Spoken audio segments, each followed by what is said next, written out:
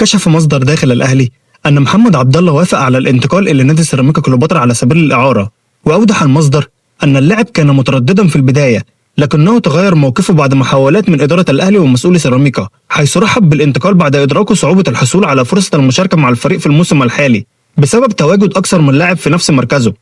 وأشار المصدر إلى أن الساعات المقبلة ستشهد حسم انتقال محمد عبد الله رسميا بعد الاتفاق بين الناديين. يستعد النادي الأهلي لمواجهة صعبة أمام يانج أفريكانز يوم الجمعة المقبل في تمام الساعة 6 مساء بتوقيت القاهرة، ضمن منافسات الجولة الثالثة من دور المجموعات لبطولة دوري أبطال أفريقيا. يانج أفريكانز يتصدر المجموعة الثانية بفارق الأهداف عن الأهلي، وكلهما يملك 4 نقاط، وتضم المجموعة فريق الجيش الملكي وشبيبة القبائل الجزائري، وتقام المباراة على ملعب برج العرب بالإسكندرية، وتنقل مباشرة عبر قناة بين سبورت الناقل الحصري لدوري أبطال أفريقيا. يستروب يؤكد أن إمام عاشور يعد كأحد أبرز العناصر الأساسية داخل الفريق، ولا يمكن التفريط فيه والاستغناء عنه بأي حال من الأحوال.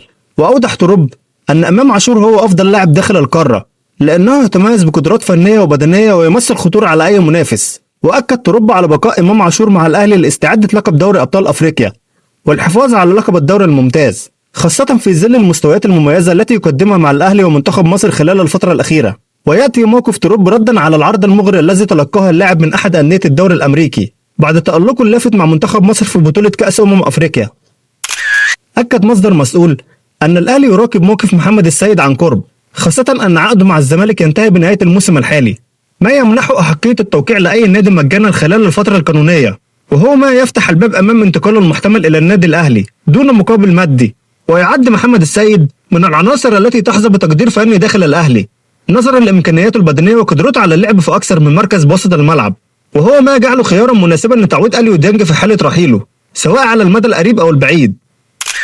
أكد مصدر مسؤول أن النادي الأهلي تقدم بعرض رسمي إلى إدارة نادي أربيلا العراقي من أجل التعاقد مع المهاجم مصطفى قبيل، وذلك عقب تواصل هاتفي جرى مع رئيس النادي قبل إرسال العرض بشكل رسمي خلال الساعات الماضية. وأكد المصدر أن قيمة الشرط الجزائي في عقد اللاعب تبلغ نحو 300,000 دولار، فيما جاء عرض الأهلي أعلى من ذلك قليلا حيث وصل إلى 400,000 دولار في ظل رغبة اللاعب في الرحيل بشكل ودي.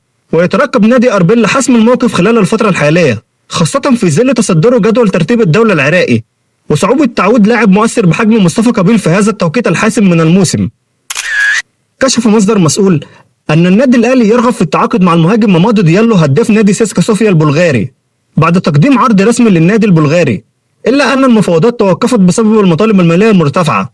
ويذكر أن ديالو انضم إلى سيسكا صوفيا في صيف 2025 قادما من نادي شاتور الفرنسي، وسجل 11 هدفا في 18 مباراة منذ بداية الموسم، مما جعل الأهلي يرغب في التعاقد معه خلال الفترة الجارية. في النهاية لو عجبك الفيديو ما تنساش تعمل لايك وكومنت وتشترك في القناة حتى يصلك كل ما هو جديد وحصري، وشكرا.